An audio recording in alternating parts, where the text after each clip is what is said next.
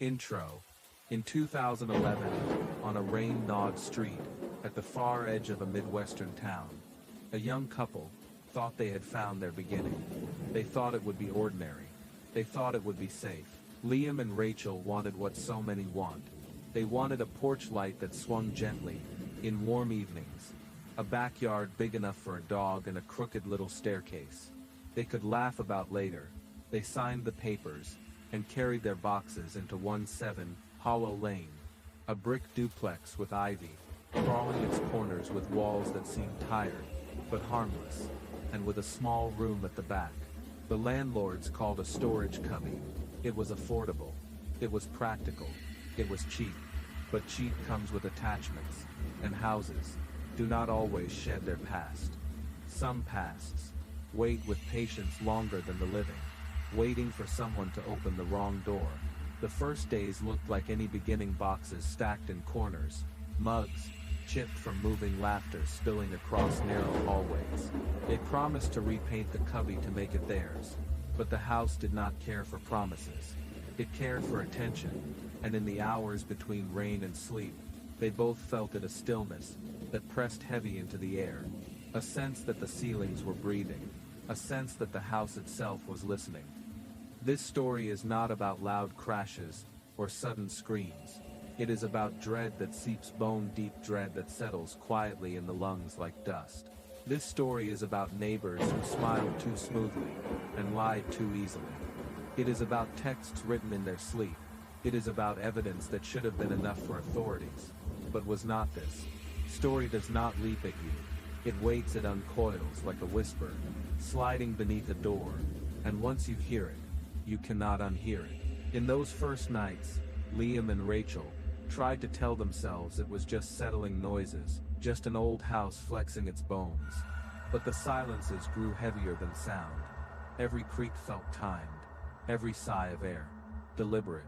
And when the cubby door shifted open on its own, even by an inch, they both swore they had shut it tight. Liam laughed it off.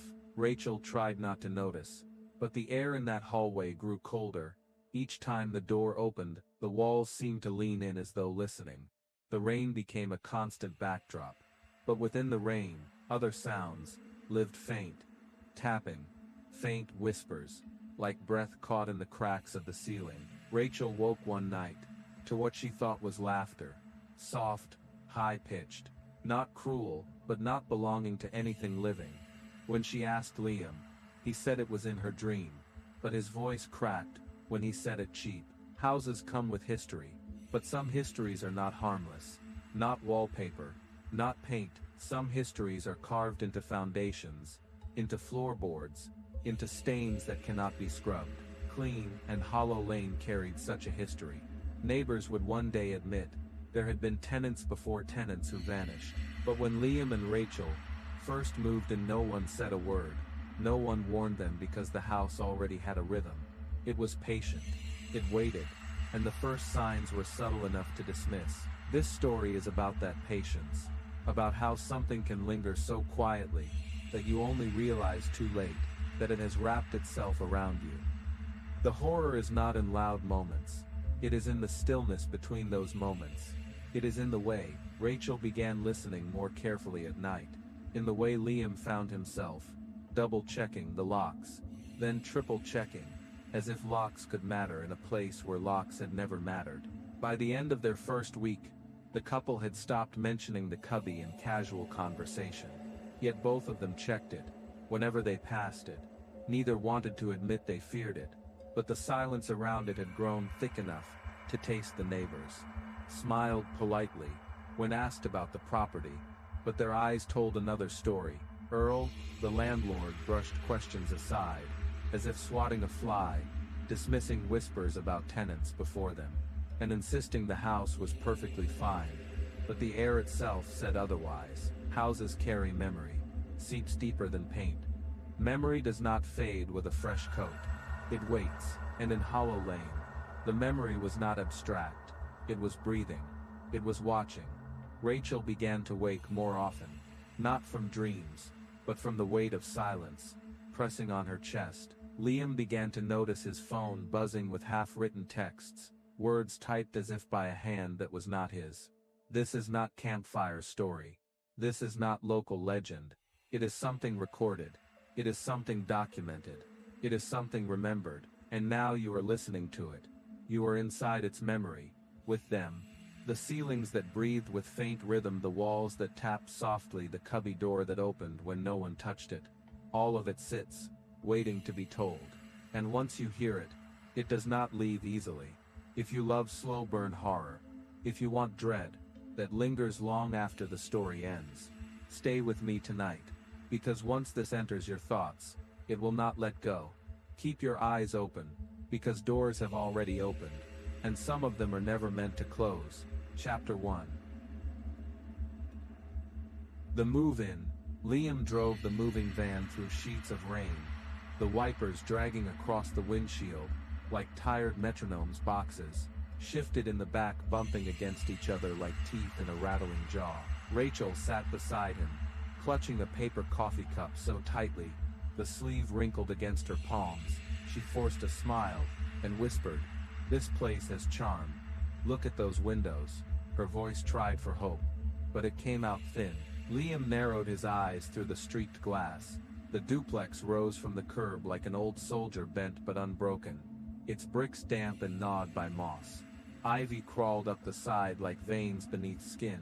The porch light flickered once before holding steady. Earl, the landlord, with his crooked grin, waved them toward the back door. The rain dripping from his hat brim, he shuffled them inside, showing the boiler, the fuse box, and at the end of the narrow hall he rapped his knuckles on a plain wooden door. Never been used as a bedroom, not much light, but fine for storage. Washer fits too. Locks work fine. Liam and Rachel laughed, nodded, promised they would bring a lamp. The floor groaned beneath their steps as though the house was registering their weight, committing them to memory. The cat, a thin stray Liam had found a week earlier, prowled the edges of each room, her tail twitching at invisible whispers, then curled inside an empty box, ribs sharp beneath her fur. They named her Lucky, though Rachel muttered, the name was ironic. As night fell, the rain softened into a hiss. The neighbor's porch radio crackled with faint country songs. Rachel laughed as Liam sang off key. The kitchen light snapped out with a blink. They pulled together a bed from mismatched sheets and dropped into it, like divers too tired to swim. Sleep tugged at them heavy and quick. The house sighed around them, its pipes and walls shifting with a long wooden exhale, the kind of sound old homes make when they settle. But not every sigh belongs to wood and plaster. Sometimes houses breathe. Sleep never held fully that night around midnight. Lucky bolted from her box, her claws scratching the floor as she tore down the hall. Her fur bristled, her body rigid. Liam blinked awake and followed her line of sight. Her wide eyes were locked on the storage door.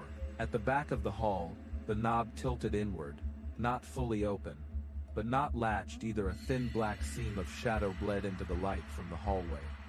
Rachel's voice drifted out from the bedroom. "Strange," she murmured. "Make sure it is closed." Liam padded barefoot across the groaning floorboards, his chest tightening. He placed his palm against the wood and pushed the door, swung in without resistance. A draft rolled out, cold, damp, metallic, with an older weight that seemed to stick to his skin. His breath hitched as his eyes scanned the dust. There were footprints scattered, small, irregular human impressions, but not his. Not Rachel's, not even Lucky's. They marched halfway across the floor, then stopped abruptly against the far wall, as though cut short in mid-step. He stared too long, the image etching itself into his mind, before he forced himself to whisper excuses. Maybe Earl, the landlord, maybe some old tenant, just marks left behind.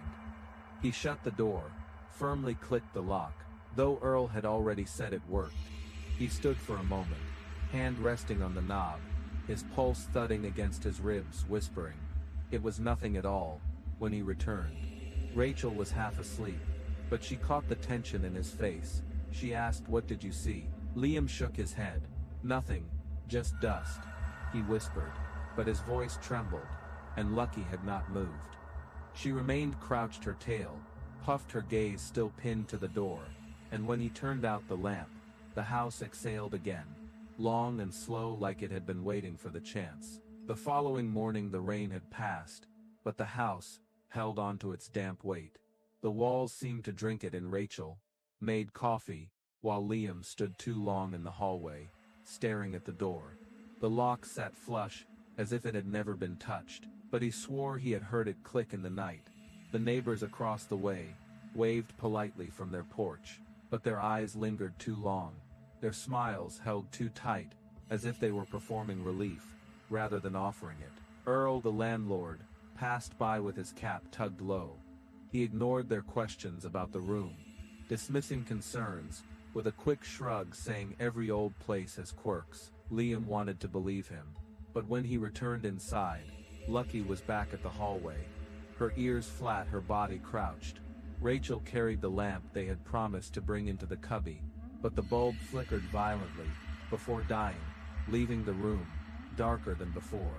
They laughed nervously about faulty wiring, but when Liam tried to screw in a new bulb, it refused to glow as though light itself did not belong there. That night, Rachel dreamed of water dripping in the walls of whispers, too soft to understand. Liam woke with his phone buzzing beside him, a half-written text glowing across the screen, words he had no memory of typing. "Help me in the dark." The message unfinished. His throat went dry as he erased it, and told himself it was nothing. Just fatigue, just nerves. But the house was already awake. It was listening, it was recording them piece by piece, and its patience was endless. The cubby door did not creak open that night, but Lucky would not sleep. She stayed crouched, staring unblinking at the hall, and Liam could not bring himself to close his eyes, because somewhere in the walls, something was waiting to see if they would make the mistake of opening the wrong door again. Chapter 2. Small Things. In the first weeks on Hollow Lane, the small things were easy to explain. A missing towel here, a light flickering when someone walked beneath it, the refrigerator door that never latched, and sometimes released a sour scent of warm milk. Here, faults you accept, in an old rental. Liam laughed most of it off. Rachel frowned, but together they told themselves old houses behaved this way.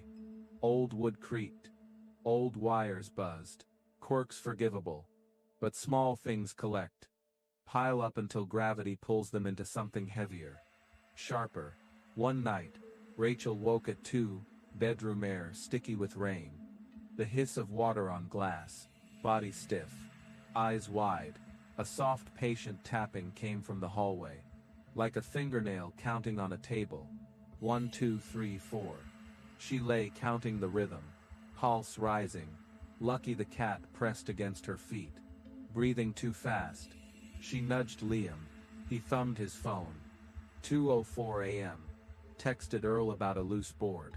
Landlord promised to check but the tapping kept steady, patient, as though something behind the storage door wanted acknowledgement. It lasted an hour. Then silence thick as wool. Morning revealed a pale note. "Do not block." 3 words pressed deep into paper. No handwriting they knew. Rachel snapped a picture. Liam replied with a thumbs up emoji. A joke about neighborhood artists. She forced a laugh. Earl swore he had not been by nice. Neighbors smiled blandly. That night Lucky sat at the hallway entrance, ears pricked. When Rachel opened the small door, she found pebbles in clumsy roads, drag marks, scarred beams. In the corner a gray child sock balled and worn. She dropped it in the bin. Cat refused to enter. When she shut the door, the lock clicked differently. Heavier, slower, resisting her hand. The note's words pressed into her mind like bruises. Impossible to stop reading even awake. That, Liam tried to laugh it off, but the house kept tally of small offenses, until they stacked like evidence. Rachel mentioned the strange details at work over coffee, and a coworker leaned in, lowering his voice to tell her about tenants who vanished from the duplex years earlier. Leave, some said. The mother left with someone. Some whispered darker possibilities, but no record existed, and nobody wanted to document rumor. The story moved through the street like mold leaking through paint. Slowly, unnoticed, Rachel returned home unsettled, checking the storage room knob each time she crossed the hall, convinced it rested at a different angle than she left it. She slept lightly, waking at faint shifts overhead, or the pulse of air slipping beneath the cubby door. They tried bolts and nails, but the house answered with subtler things. Locks held one night, and in the morning every nail lay lined like offerings. The door wide open, pebble piles rearranged into a circle, as if someone had been sitting inside waiting. Lucky refused the hallway, pressed to the couch, eyes unblinking. Rachel moved her mattress into the living room, leaving every lamp on, but light did little to soothe the feeling that something in the walls was studying them.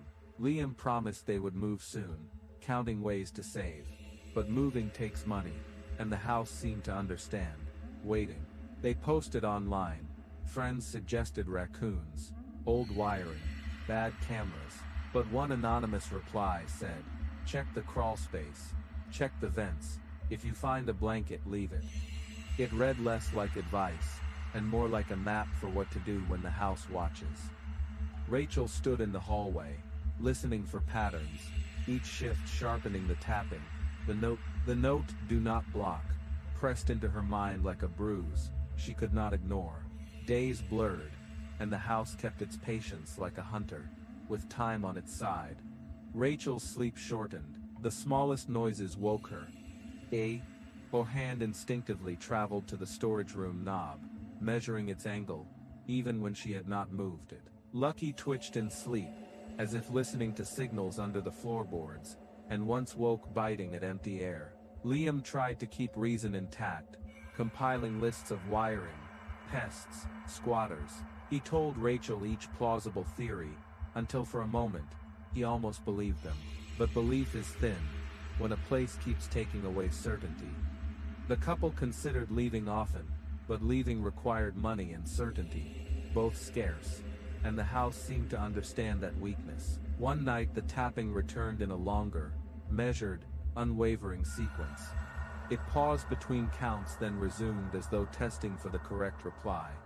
Rachel answered without thinking, whispering, "I am listening," which felt wrong, as if she had said it before, though she had no memory of it. She started catching herself in half-sleep, promising things she had not agreed to.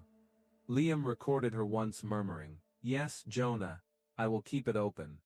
When he played it back, the sound of her own voice made them nauseous. Neighbors closed curtains. When they passed the duplex, younger parents crossed the street. Avoidance became a small ritual. Police filed reports with polite eyes and empty forms. Proof appeared in a shifted photo. A sock, a circle of pebbles, softening the line between skepticism and belief. The counting moved from walls into Rachel's head, a sequence that felt like a name. One night she woke with dirt under her nails, and faint pencil-like marks on her palm, though she had not touched a pencil. The final quiet terror settled in. The house was not merely waiting for them, but for anyone who answered its patient, counting, and then it began to name. Chapter 3, The Voice in the Wall. Then the sound started. A low hum, not quite a word but not silence, at first easy to mistake for weather, or old pipes. But Rachel knew better, because the sound had weight. It pressed against her skin and tickled her bones. It began like a radio drifting between stations. Syllables, sliding without edges. The longer, Rachel lay awake, staring at the ceiling with the lamp, burning weak yellow circles, the sharper it grew. Syllables fell into place, a rhythm forming, the cadence of speech, though not speech, she could name. Then the whisper seemed to thread through her pillow, into her jaw. "Stay open," it muttered, or that is what her mind made of fragments. Sometimes, she told herself, it was only the house creaking. But the house did not hum like a voice, testing melody. Sometimes it paused as though waiting. Sometimes it listened. One night, she whispered into the dark, "Who is there? Who is in the house?" What answered was not words but breath, a presence inhaling where nobody should be. After the breath came a small laugh, high and sharp, like a child giggling at a secret. She stopped telling friends because their eyes softened with pity. Liam called her hysterical. Said she was feeding her fear. He bought a deadbolt and fastened it to the storage room door. The bolt slid halfway, then stuck. Liam tugged, but it resisted as if pressed from the other side. When he unscrewed it, he saw the metal bent, not from one hit, but repetition. The wear of something pushing again and again, until the bolt remembered being forced open. Liam's skin crawled. That night he told Rachel to leave a light on. She lit every lamp, until the rooms glared like a stage.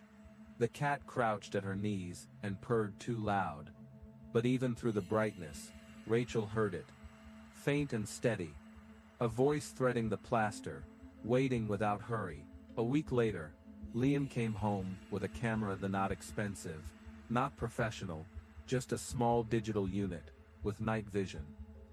He set it on a tripod in the hallway, facing the closed storage room door. They let it run every night, the red dot blinking at the edge of the frame. For 3 nights, the footage showed nothing but their cat slipping across the floor, and the dull grain of empty hours. Rachel almost allowed herself to breathe. Then came the 4th night. She was half asleep, when Liam shook her awake, and pulled her to the glow of the laptop. The recording rolled to 2:13 a.m., and the hallway stretched still and ordinary. The kind of stillness that begged to be trusted. Then the door exhaled. The wood swelled outward, like lungs filling. Then collapsed inward like lungs emptying. The camera did not catch a hand or a face, or even a shadow. It caught something worse, a dimming of light, as if the air itself leaned forward, pressed close. For 30 seconds, the shape pulsed, widened, like a mouth opening without sound. Rachel's nails dug into Liam's wrist. His lips pressed tight, as though holding back words. When it retreated, the door sagged still again. An ordinary door in an ordinary hallway. Rachel replayed it frame by frame. The swelling, the fading, and she realized the door was not opening but breathing. As if something behind it was patient enough to mimic life. They argued about posting it. But Liam uploaded the clip with the caption, "Home Security." Within hours, the forum filled with replies. Val King, check the crawl space. Check the vents. If you find a blanket, leave. Rachel read it again and again. It felt less like a warning, and more like memory. Liam wanted to ignore it, wanted to laugh it off. But Rachel could not stop pacing the hallway. The walls felt closer each night. The humming voice pressed through them like water through cloth. Sometimes it whispered fragments like stay or keep open. Sometimes it breathed louder than her own lungs. And the laugh, that jagged small laugh, came more often. One night she woke to find the cat, clawing the floorboards near the storage door, as though trying to dig under mud. Liam pulled her away, but Rachel felt vibration thrum through the boards, as though something inside the walls shifted weight, beam to beam. She asked Liam to check the crawl space, but he stalled.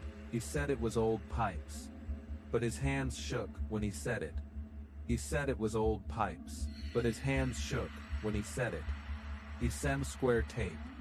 The same words neither of them wrote. Isem paper. The same square tape. The same words neither of them wrote. Ishi not block. They burned the paper in the sink, and turned the fan on to clear the smell. But Rachel swore the smoke curled toward the hallway. Isem pape in years that anapininium wern. Isem pape. Isiured her name. Isem pape. Rachel drawn out, as if someone licked the edges of the letters, when she whispered back. What do you want? The silence.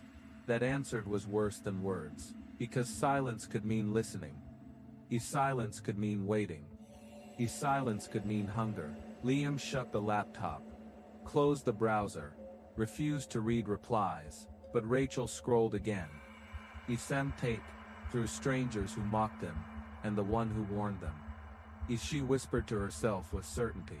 She could not shake. If they found a blanket behind that wall, it was already too late. Chapter 4. The Crawl Space. Liam waited until daylight.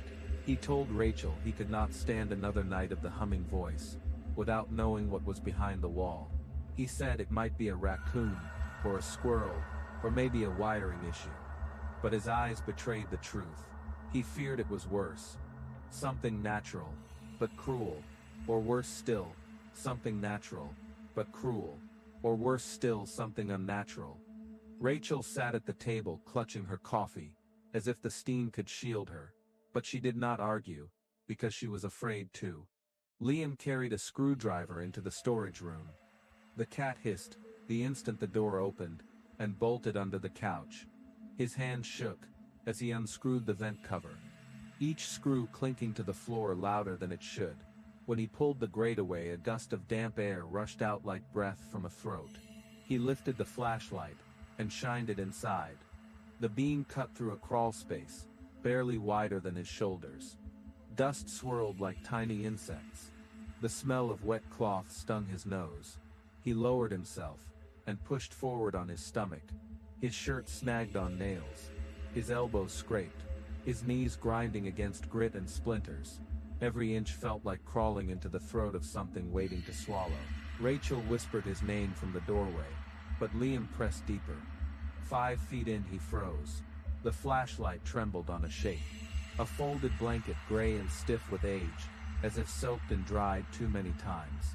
Beside it, a plastic cup cracked at the rim, too fragile to be new, too carefully placed to be forgotten. Liam's chest tightened. He scrambled back, scraping his knees raw. His breath ragged in the dark. He slammed the vent shut and fumbled with the screws. His voice cracked when he whispered to Rachel. Someone has been living here. Rachel did not ask how long, Nil. She did not ask who, Nil. She pressed her face into her palms and whispered through the cracks of her fingers. It wasn't us. We weren't the first. The words carried the weight of an admission neither of them wanted to face. Liam leaned against the wall, pale and sweating. He tried to convince himself it was old, just remnants left behind by previous tenants, maybe squatters. But when Rachel forced him to describe the blanket, his words faltered.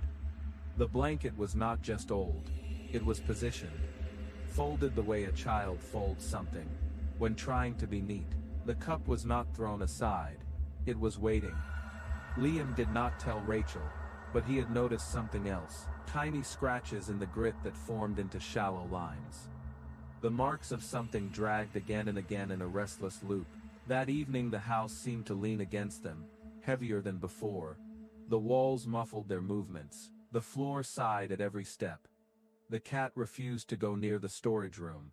When Rachel cooked dinner, she felt the air shift behind her, as though someone had walked up close and leaned over her shoulder. She turned quick and saw nothing but the hall light flickering. Once, that night, they left every lamp burning again. Rachel dreamed. In the dream she was not in the bedroom, but in the crawl space, the blanket tucked up to her chin like a comfort. She could not move. At her feet crouched a small shape. A childlike figure, the face blurred, the voice sharp, whispering, "Do not leave me here. Do not block the door." Her hands tried to push the figure away, but when she woke her fingernails were filled with dirt. The next morning, Rachel stared at her nails, as though they belonged to someone else. Liam tried to laugh it off, but the laugh cracked halfway, and fell silent. He promised they would never open that vent again, but promises in that house bent easily. Bent like the bolt on the storage door. That night, the dream returned. Only this time, Liam was in it too. He crawled beside her in the narrow passage, the flashlight flickering weakly, the blanket at the end, waiting like a flag, planted in the dark. The child crouched again, whispering, with more force, "Do not block the door." The whisper grew louder, until the words rattled the walls of the crawl space. Rachel jolted awake, with her throat raw, as if she had been screaming. Beside her, Liam lay stiff and pale. When she shook him, he whispered only one thing, without opening his eyes. "I saw it too." They sat in silence, listening to the hum grow louder, the walls breathing with them, the crawl space waiting, and in the dark of that house, Both of them knew they were no longer alone. The question was not whether something was living in the walls. The question was how long it had been waiting for them. Chapter 5. The Tenant. The neighbors began to talk slowly and reluctantly, as if the words themselves were dangerous things that might call something back. If spoken too loudly, it came not as one clear story, but in fragments, whispered on porches, and muttered across fences, pieces that Rachel gathered until a shape began to form. There had been a boy named Jonah, 10 or 11 years old, who had lived in the duplex years before. She and Liam arrived. He had lived there with his mother, a woman who was quiet and pale. She carried herself like someone always trying not to be noticed. She paid her rent late every month until eventually, she stopped paying altogether. Some neighbors recalled that she walked her son to school some mornings, but often, he was left to wander alone, his thin frame pressed against windows, his eyes watching the world outside as though the glass was the only thing holding him. In one day, without warning, the mother vanished. Some said, she packed a suitcase in the night, and left with a man.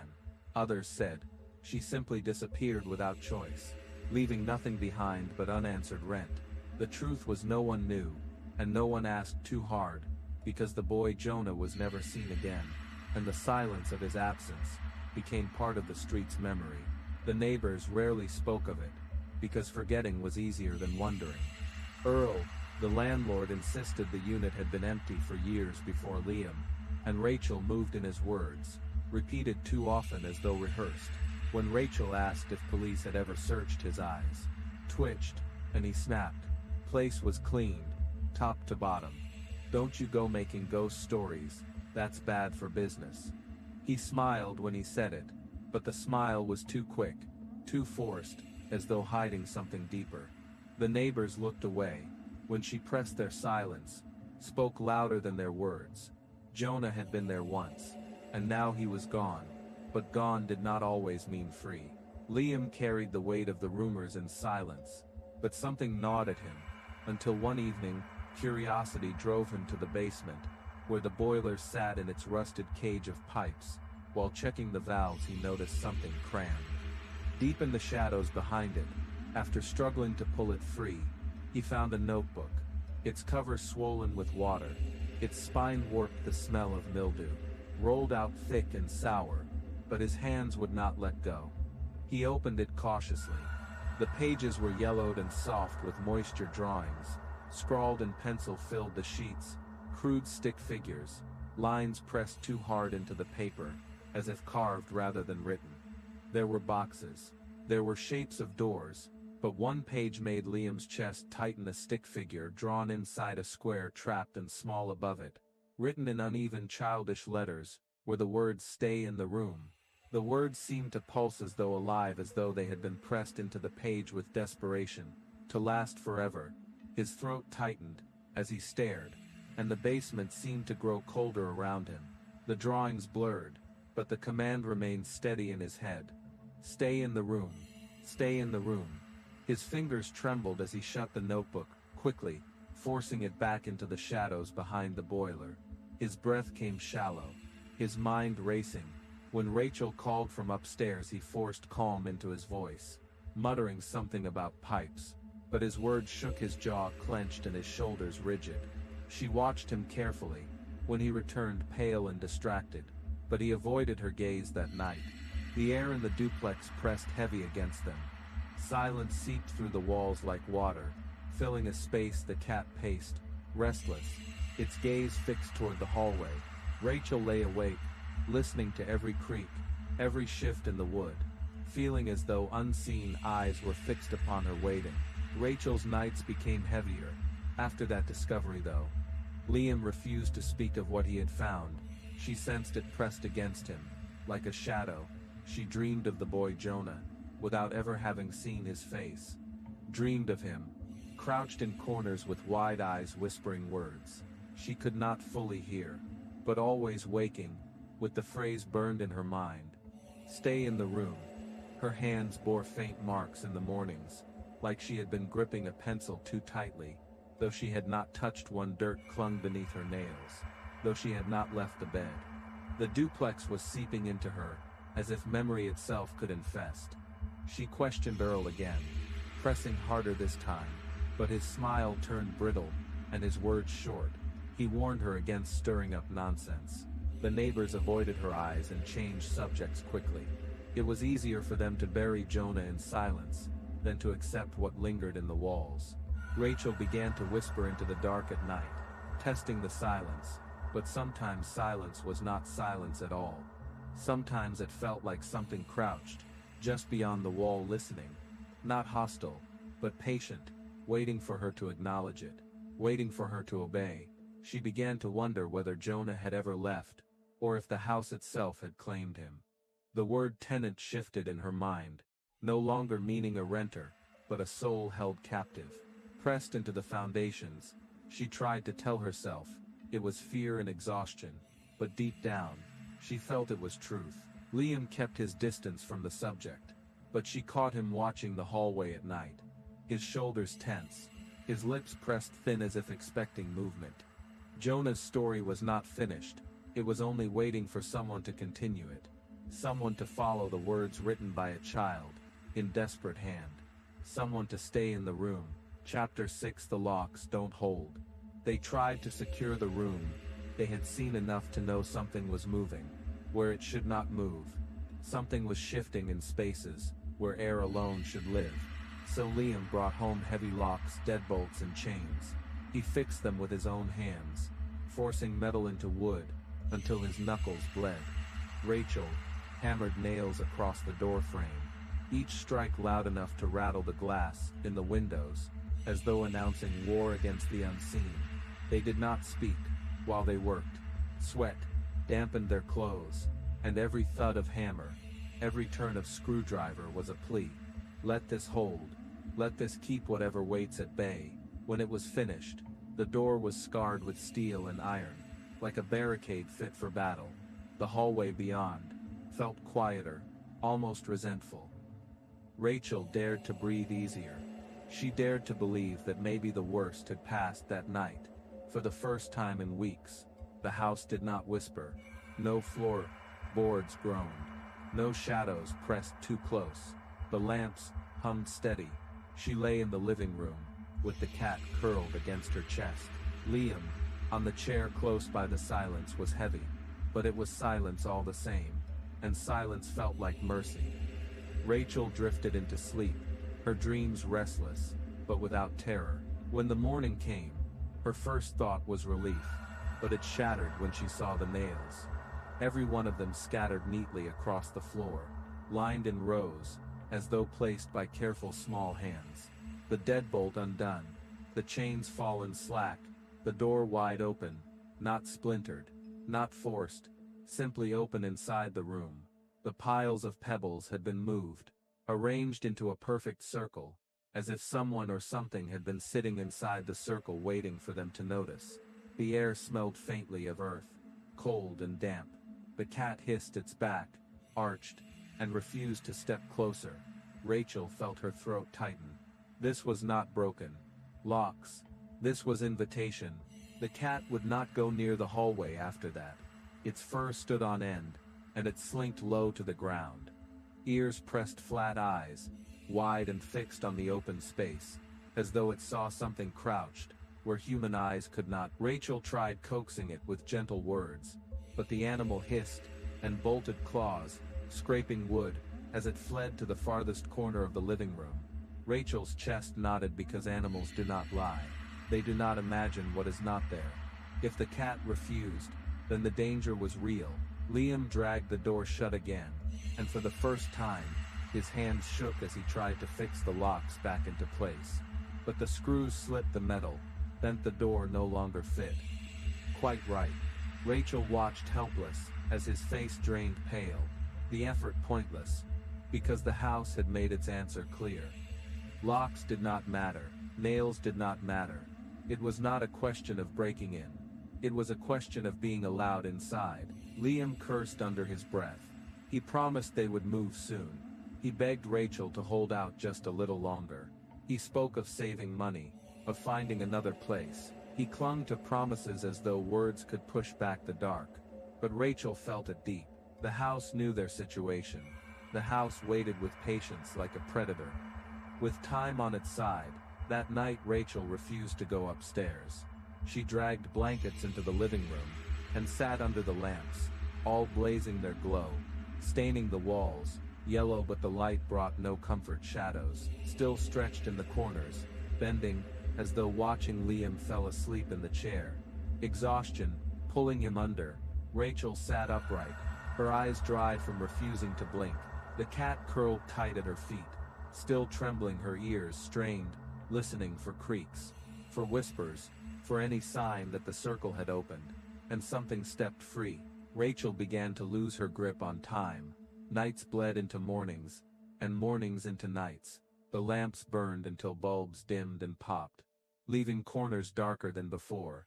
She replaced them quickly, her hands trembling, but she knew she was running out of light. Liam insisted on keeping routine, going to work, as though hours could still matter. But Rachel felt the walls breathe. When he was gone, the house pulsed alive with her alone. Inside she heard faint tapping like fingernails against wood, sometimes from the locked door, sometimes from the ceiling above, sometimes from beneath the floorboards. Each sound deliberate, not random, not wind, not settling wood. She whispered to herself to keep calm, but silence would answer. Then, the tap again, measured, patient, insistent. The cat meowed low, its body pressed against hers, as though begging her not to move. When Liam returned, he found her wide-eyed hands, raw from gripping the couch, her lips cracked from muttering prayers. She barely remembered starting. He begged again to leave soon, but she only stared at him, because she knew moving took money, and they had none. And the house knew it too. The house waited. The circle in the room waited, and Rachel felt it was no longer about locks, or nails, or even doors. It was about surrender. It was about how long, until one of them stepped willingly across the threshold, because that was what it wanted, and she felt its pull stronger. Each night she dreamed of the circle. She dreamed of sitting inside it, of waiting for someone to join her, and each time she woke the urge clung tighter. She looked at Liam, and wondered if he heard the same call, if the circle whispered his name. The locks did not hold, because nothing physical could. The question was not how to keep it out. The question was how much longer, before one of them let it in. Chapter 7. The voice speaks clear. At first the voice had been broken, watery, like static caught in the air, sometimes only half-formed syllables, sometimes only a hum that brushed the edges of thought. Rachel had almost convinced herself it was her imagination, a trick of sleepless nights and nerves stretched too thin. But then the words began to take shape. They slid through the dark with clarity. No longer guesswork, no longer fragmented whispers. Now they were sentences. Now they were commands. The first time she heard it clear, she froze, her chest tight, her body trembling. The words floated low around her bed. "I stayed here." Rachel gasped, the sound pressing into her ears. The syllables, slow, deliberate, not imagined. She pulled the blanket to her face, but the voice came again, this time, firmer. "I waited." Rachel squeezed her eyes shut, trying to block it out, but the voice lingered heavy in the corners of the room, like breath in the walls. "Don't close the door." She knew she should scream. She knew she should wake Liam. She knew silence was her only defense, but instead her lips betrayed her. She whispered back, soft and trembling, "I know I won't." She did not understand why she spoke. She did not understand why answering felt like relief. The words fell out as though someone else guided her tongue, as though the house itself borrowed her voice. She told herself it was stress. She told herself it was madness. But the next night the voice returned, the words steady. "I stayed here. I waited." Rachel shivered, but again she answered, "I know I won't." The cat stirred, growling low, its fur bristling as though it sensed the exchange. Rachel pressed a hand to its back, but the growl deepened. Her own whispers continued, carried into the dark. She felt the house listening. She felt the house approving, and deep down she wondered if she was already keeping a promise she did not remember making. Rachel began to lose track of her own voice. Sometimes, She was not sure whether she had spoken aloud or only thought the words. Sometimes, she felt her lips move without permission, as though she were answering questions she had not asked. The house pulsed with the rhythm of it.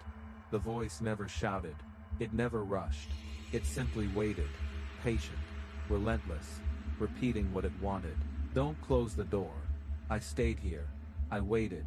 She began to feel comfort in the cadence, like the lull of a song, even though the meaning turned her stomach.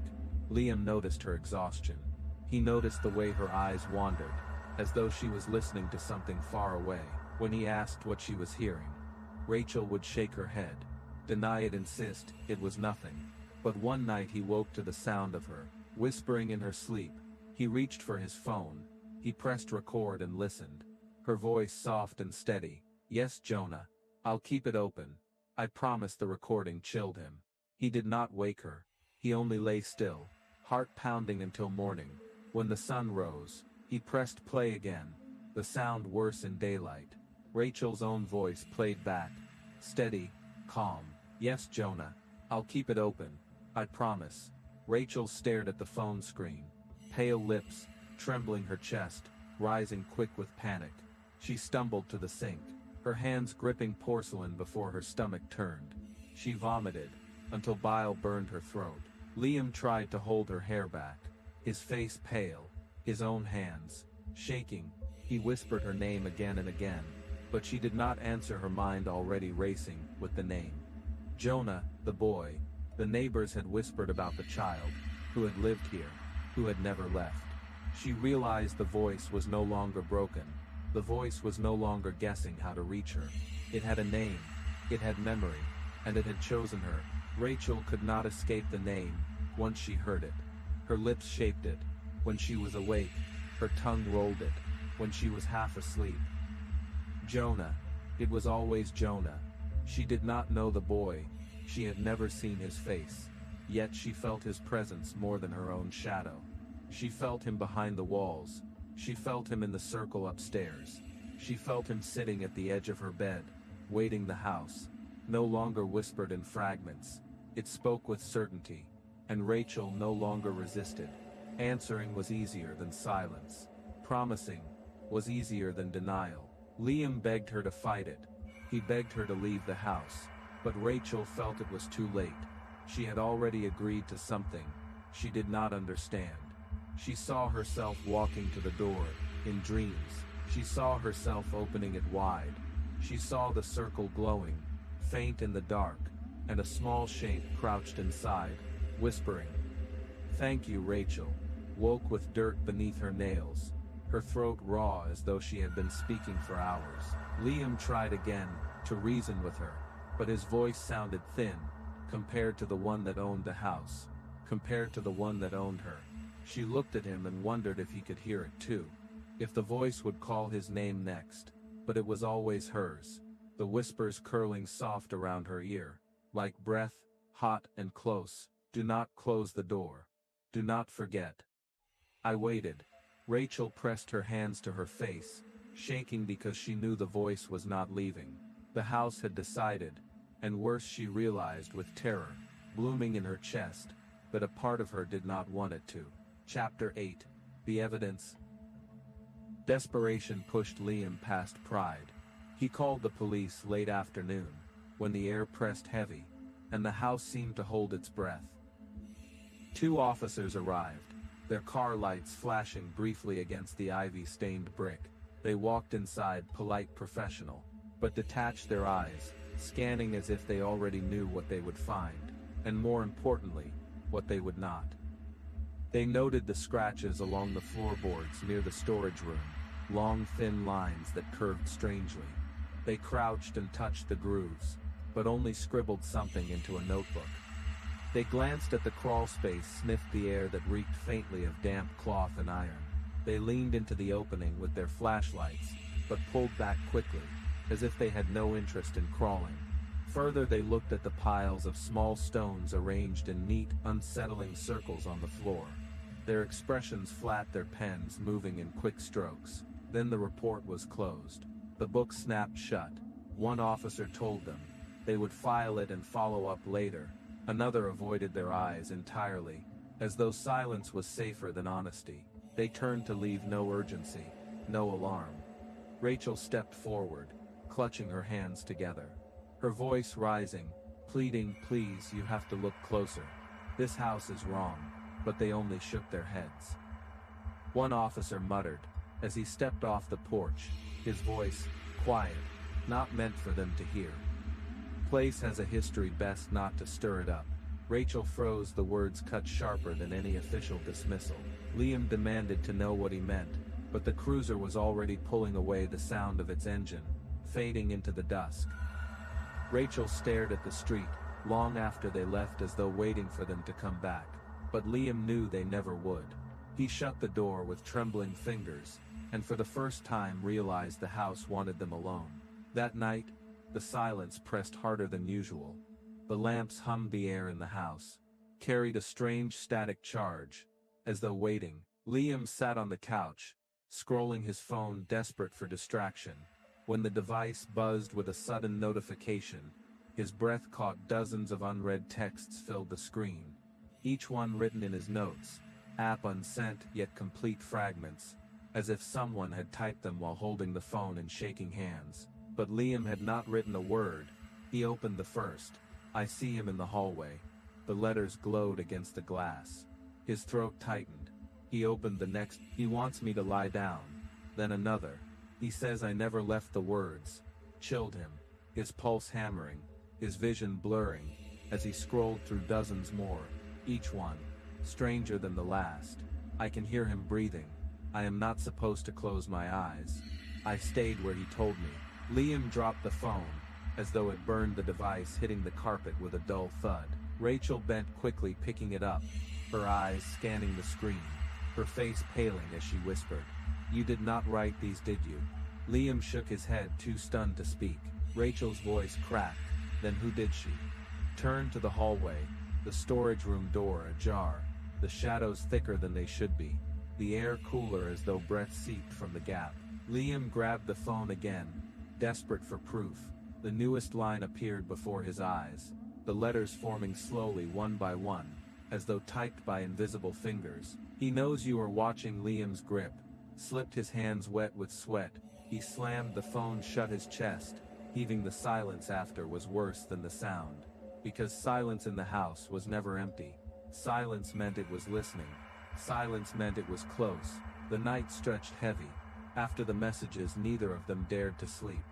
Rachel sat rigid on the couch, with every lamp on casting harsh yellow light into corners that never seemed to brighten. Liam paced, gripping the phone like a weapon, though he knew it was useless. The hours crawled slow, each tick of the clock louder, until 2:13, when the house exhaled. The bulbs flickered, one by one, the shadows stretching longer, as if the walls themselves had moved. Rachel clutched her knees, her voice trembling. "What does it want?" Liam whispered back. He could barely form the words. "It wants us to believe. It wants us to open the door." Before Rachel could answer, the phone buzzed again. Liam lifted it with shaking fingers, the newest message appearing in real time. "You promised." The letters stopped, then started again. "Do not forget. Do not close the door." Rachel covered her mouth, sobbing, shaking her head over and over. Liam dropped the phone, but the buzzing continued, the words spilling across the locked screen, as though written from inside the house. "I stayed. I waited. I never left."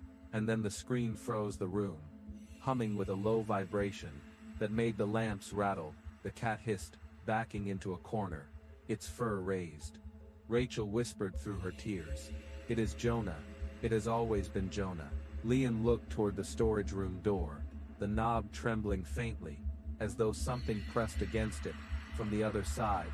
His body frozen, torn between running and opening it. He knew one choice meant leaving forever. The other meant letting whatever waited finally step through the door.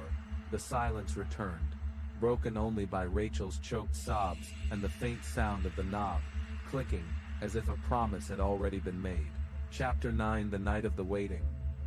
The house grew heavier each day, as if the air itself thickened, pressing against skin and lungs. The lights dimmed more often. Now bulbs replaced and replaced, yet always flickering into a dull orange glow.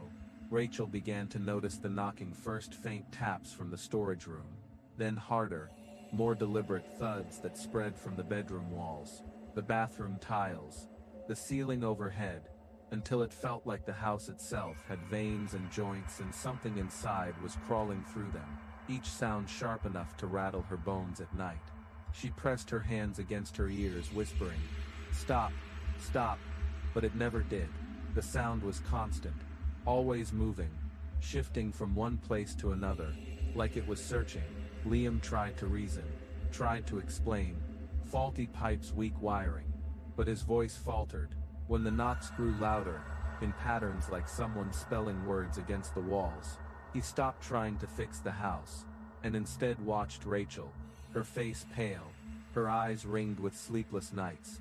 She walked the halls with her head tilted, as if listening to whispers, only she could hear, sometimes answering, with a nod, or a quiet, "No, I cannot." One evening, Liam returned from the kitchen to find her standing in the middle of the living room, both hands outstretched, palms facing the walls, as if she were waiting for someone to take them. He called her name, once, twice, but she did not answer, only turned her head slightly, eyes glazed, lips parting to whisper, "It is his house, we are just the tenants." Liam's blood turned to ice, the air thick with something unseen, and when the lights dimmed again, Rachel smiled faintly, as though she had finally accepted something that wanted them all along. The last night began without warning. Liam drifted into restless sleep. His dreams shallow. When he woke, the room was too dark, too silent. The lamps were off, though he had left them, burning. The air pressed against his chest, humming with a low vibration, like the house itself was breathing. He reached for Rachel, but found only cold sheets. Panic surged. He rose, stumbling into the hallway, the boards creaking under his weight, his voice cracking as he called her name. Rachel. The silence swallowed her name whole. He moved toward the faintest glow seeping from the storage room door. It stood open. Rachel was inside, cross-legged on the floor, her face slack, her eyes glassy, staring into the black mouth of the crawl space. She rocked gently, whispering over and over, "It is his house. We are just the tenants." Her voice, too calm, too certain. Liam's breath caught his feet, frozen at the threshold behind her. In the shadows, something shifted. At first, he thought it was trick of the dark, but then it leaned forward. Its outline, wrong, too small to be a man, too large to be a cat. Its movement uneven, its head tilting at unnatural angles. The sound of wet, fast breathing filled the crawl space. Rachel smiled faintly, whispering louder, "He is waiting." Liam's pulse thundered, his body screaming to move, yet his legs locked as the shape pressed closer. Its presence, thick and suffocating. His name came from Rachel's lips, not in her own voice, but in a tone too flat, too empty. Liam dragged in air, forcing himself to step forward to break her trance, his hand closing around her wrist, her skin cold, her body limp. He pulled with all his strength, but the shadows seemed to resist. Liam yanked harder, his muscles straining against a force that was not visible. Rachel's body shifted reluctantly, as though she were tethered to something unseen from the darkness. The shape leaned closer, the air dripping with its wet, ragged breath. Then cold slid across his wrist, icy small fingers curling around his skin, gripping tight. He gasped, the touch sharp as bone, the grip steady and impossibly real. He tried to pull back, but the hand held him, anchoring him to the shadows. Rachel turned her head slowly, her eyes milky, unfocused, and whispered softly, "You should not close the door." The words struck him like a command. Liam roared, slamming his body back, dragging Rachel free with one violent pull. The hand slipped away, but not before pressing its nails into his skin. Thin welts, forming as if marked. He stumbled into the hallway, dragging her limp body, the door swinging shut with a violent crack. But as it slammed, he swore he heard laughter, high and breathless, echoing from inside. He collapsed against the wall, clutching Rachel as she trembled, muttering phrases in whispers not her own. The lamps in the hallway flickered on and off in a rhythm like breathing. Liam pressed his back against the door, his wrist burning his heart, clawing at his ribs. He dared to glance at the crawl space once more. The silence thick, then the knob twitched faintly, as if something inside had not given up. Waiting, Rachel stirred in his arms, her lips moving. "I told you," she whispered. He will never leave. Liam's eyes snapped to the door, his body frozen, as the knob turned again, the metal rattling the house, humming louder, the air pressing heavier, as if the night itself belonged to something else waiting just behind that door, ready to claim them both. Chapter 10. The Aftermath. They left that night, leaving behind furniture, clothes, dishes, still in the sink, shoes by the door, everything abandoned, as though the house itself had swallowed their lives whole. Rachel did not even look back. She clutched her coat tight against her body, her hair tangled, her eyes hollow.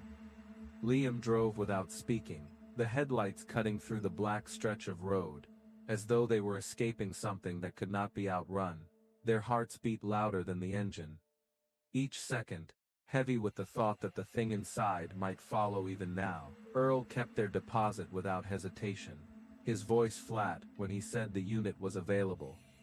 Immediately there was no mention of what had happened, no hint of the nights, filled with knocks, or the cold breath in the hallway, just a simple transaction. One tenant gone, another ready to step into the cycle. Rachel drifted into silence, in their new apartment.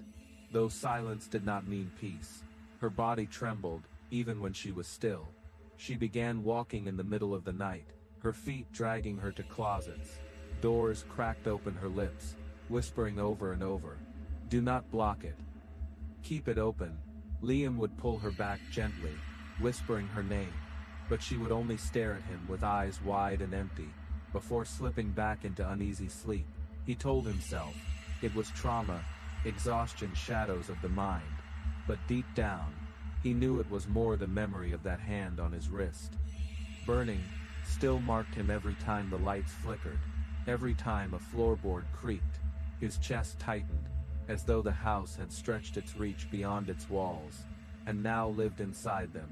Liam tried to bury the memory, to push it down into the cracks of his mind, where nightmares eventually dissolve. But the memory resisted, like a thorn, pressed deeper. The footage remained 30 seconds, captured on his phone. 30 seconds, he could never explain the video. Sat in his files, waiting every night.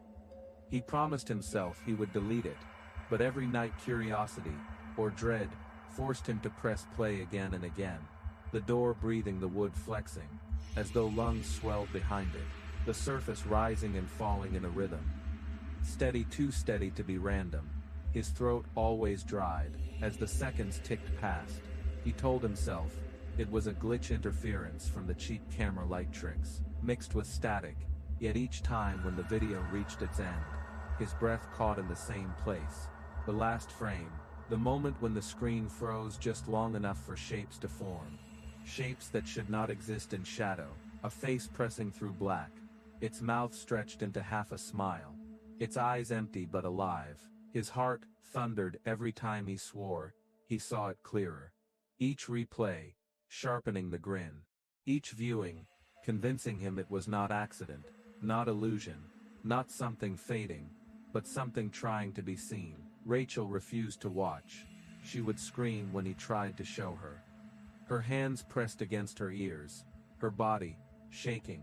Liam sat alone, staring at that screen, knowing the truth gnawed at him no matter what lie. He fed himself, and the more he watched, the more he felt the house was not gone at all, that it had followed them, and now waited for a moment, to open a door they no longer had the strength to keep closed. The longer Liam stared at the frozen image, the more certain he became that the child's face was not waiting for him, or for Rachel anymore, but for anyone who dared to look too long. He whispered to himself, over and over, "It is a glitch. It is nothing. It cannot touch me." But in the silence of the room, the air shifted, The shadows at the edge of the walls seemed to ripple as though reacting to his denial. He closed the phone, slammed it down on the table, but even in the darkness, the image lingered, etched behind his eyelids. The curve of the smile, the hollow pits where eyes should be. He could feel it not watching them, but watching through them, through the screen, through the very act of being seen. Rachel muttered in her sleep, from the other room, "Keep it open. Do not block it." Her voice, frail like a warning, not to him alone, but to anyone listening. Liam pressed his palms to his face, trembling, as he realized this was not their haunting anymore.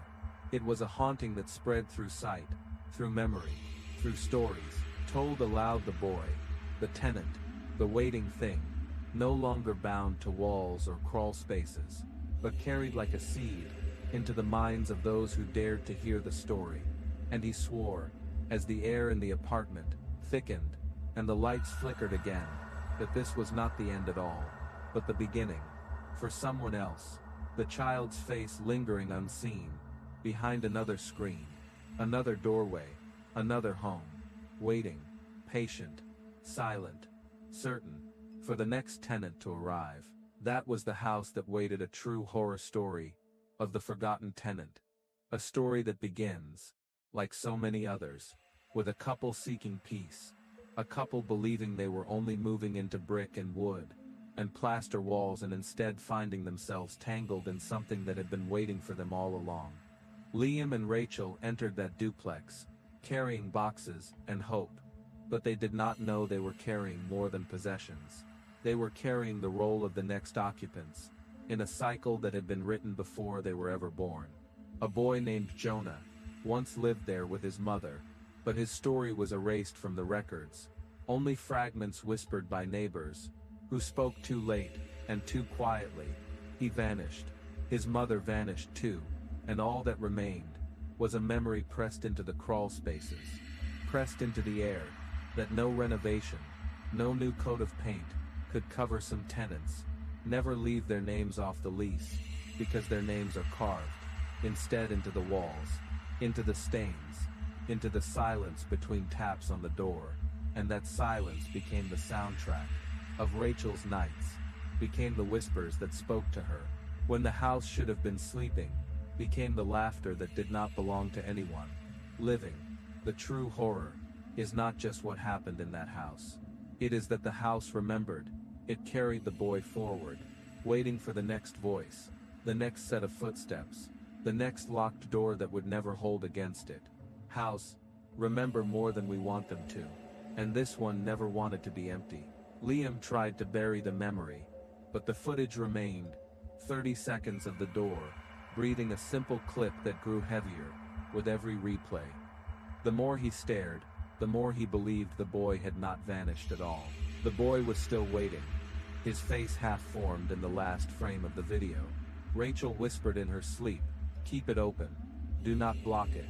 And her voice carried the weight of something she had not chosen, but had been given like a curse. Not every haunting is about ghosts. Sometimes, it is about memory, and memory is heavier than chains. The police did not care. They filed a report, and left neighbors, avoided the questions. Earl, the landlord, dismissed everything as rumor, yet the truth lingered in places where truth usually hides, in scratches on the floor, in the way nails pulled themselves loose, in the way lamps flickered when the air grew too still. If you made it this far, you already know the lesson of the house, that weighted houses are not simply wood and paint. They are containers of memory, and memory is patient, and memory is cruel. Some homes ache to be filled, not with furniture, not with laughter, but with fear. The fear of new tenants, the fear that feeds something small and cold, that waits behind doors, that should never be opened. If you are listening to this now, remember houses. Remember every word, every breath, every step. Some of them want company, and some of them never want to be empty again. Thank you for listening. This was The House That Waited, a story of a boy forgotten, but never gone. A story of tenants who came looking for peace, and instead found themselves written into someone else's nightmare. If this story sent a chill through you, subscribe to Screams of the Mind, and share this video with someone who keeps their doors locked at night, because locks do not always hold, and sometimes doors are not meant to be closed tomorrow. I will bring another story, another shadow, waiting in the dark, another house, or room or space, where silence hides, things you are not meant to hear. But until then I leave you, with one reminder, the boy is not just waiting in that duplex, not just waiting in that crawl space, not just waiting behind those nails, scattered on the floor. The boy is waiting anywhere, he is carried, waiting in memory, waiting in sound, waiting in the act of being spoken aloud.